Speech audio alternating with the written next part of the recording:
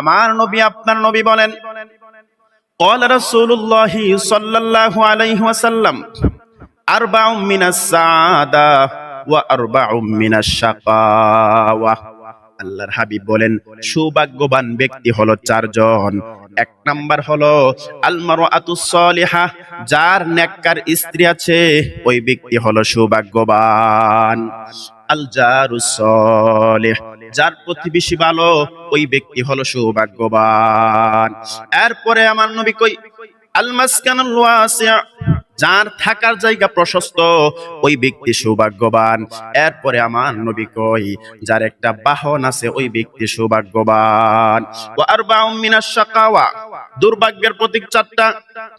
এক নাম্বার হলো যার নেককার স্ত্রী নাই, যার নেককার স্ত্রী নাই ওই ব্যক্তি হলো দুর্ভাগ্যবান।